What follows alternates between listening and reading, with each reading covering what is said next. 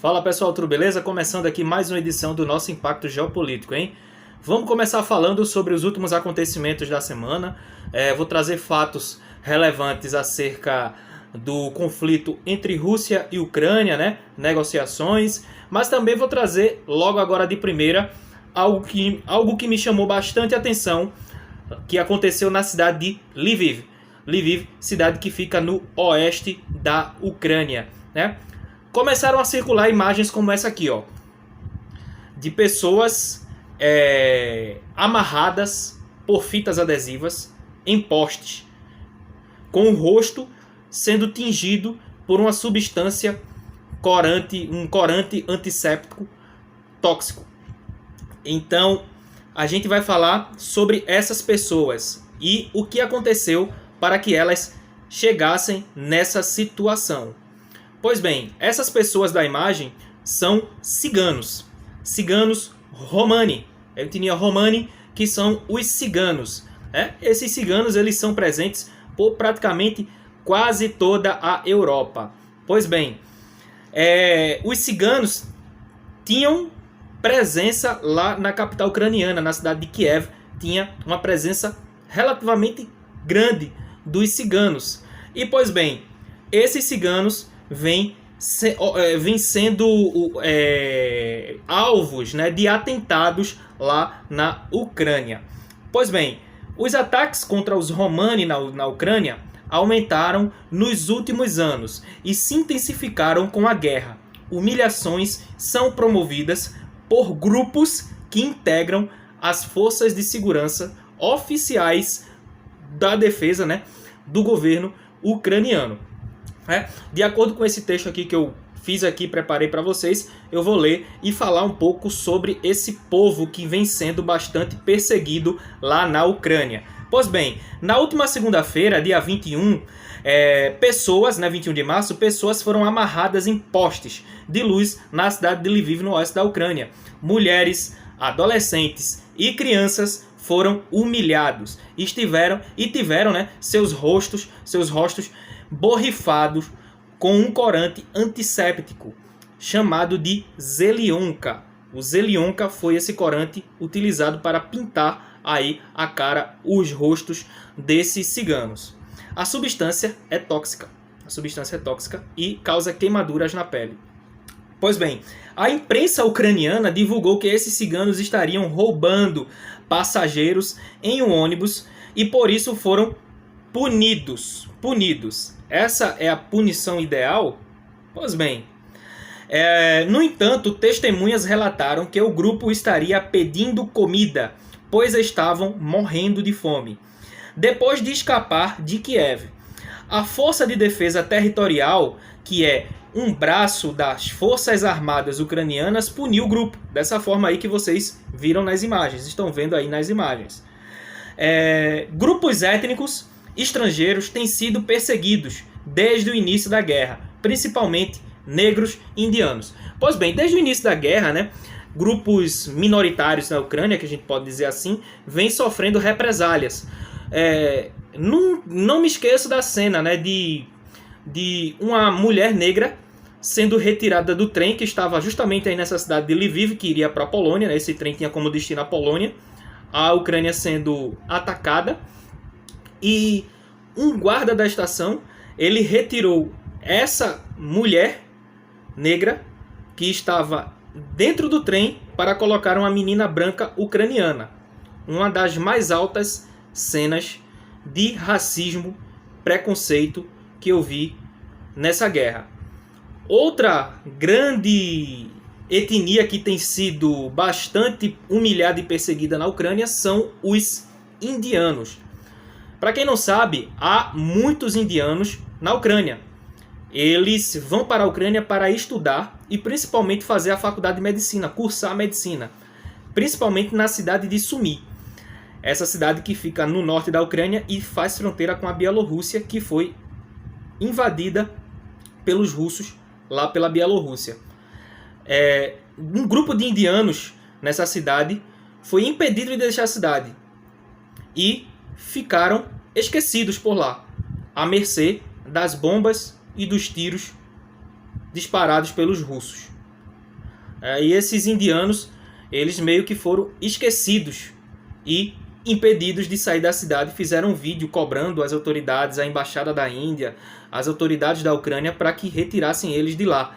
Então, muitos indianos foram perseguidos. A maioria deles são estudantes de medicina e de outros cursos também lá na Ucrânia, né? Vale salientar que a Ucrânia ela tem um curso de medicina que é reconhecido por praticamente quase todos os países da Europa, e por isso muitos estudantes vão fazer universidade na Ucrânia, principalmente indianos.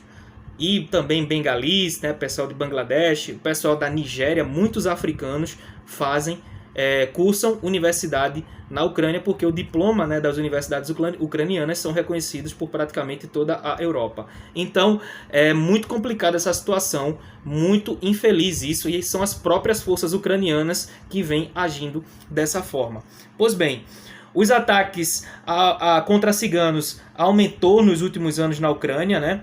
Vocês podem pesquisar aí que tem vários vídeos circulando de ciganos, né, sendo humilhados na Ucrânia, né? E essa violência contra os ciganos vem aumentando devido à violência promovida por neonazistas e ultranacionalistas, né? Existem vários grupos neonazistas, né? Os mais conhecidos grupos neonazistas ucranianos são o Batalhão de Azov e o Pravi Sector, que inclusive tem vídeo falando sobre esses grupos aqui no nosso Instagram. Basta você que não assistiu procurar esse vídeo.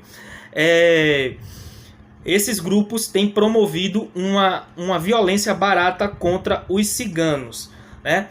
E eles dizem estar limpando as cidades do país. Os ciganos vivem acampados em condições deploráveis nos subúrbios de Kiev. Dizem ganhar dinheiro de maneira inofensiva, promovendo arte, vendendo artesanato e flores. Os neonazistas ucranianos dizem que os ciganos roubam, batem carteira, estragam a cidade com sua presença e seu mau cheiro, são mendigos, andam esfarrapados e por isso devem ser extirpados da sociedade ucraniana. Vocês veem que esse discurso é um discurso carregado de preconceito, xenofobia, racismo e nazismo. Lembra um pouco o discurso do Adolf Hitler, que ele despejou uma carga de preconceito em cima dos judeus na sua obra Mein Kampf. Que daí você via a mente, né? Se você lê essa obra, você percebe o quanto é insana e perturbada a mentalidade de Adolf Hitler. E esse discurso que eu vi de um ultranacionalista, né, essa fala, esse texto, me faz lembrar dessa obra e me faz ver o quanto essa ideologia promove preconceito. Então, estejamos atentos para essa insanidade que é esse tipo de ideologia. Pois bem, Abramovich envenenado?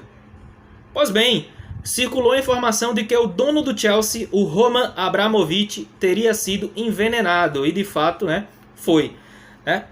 Pelo menos os sintomas foram de envenenamento. Uma fonte revelou à BBC, que é um canal de televisão da Inglaterra, né, do Reino Unido, melhor dizendo, da Grã-Bretanha, né, a BBC, que Roman Abramovich sofreu sintomas de envenenamento.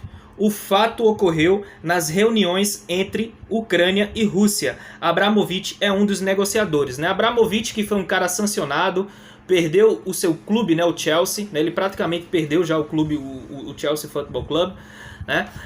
Ele é um dos oligarcas que eu citei naquele vídeo anterior que eu fiz. O Abramovich, ele passou mal após uma reunião entre negociadores russos e negociadores ucranianos, e ele era um dos mediadores, um dos negociantes que estão nessa reunião orquestrando um acordo de paz entre os dois países, entre os dois atores. E o Abramovich, ele, após essa reunião, apresentou sintomas de envenenamento. Ele sofreu com dores nos olhos e descamação na pele. Outros 2 negociadores sofreram com os mesmos sintomas. Um deles foi o deputado ucraniano Rustem Umerov.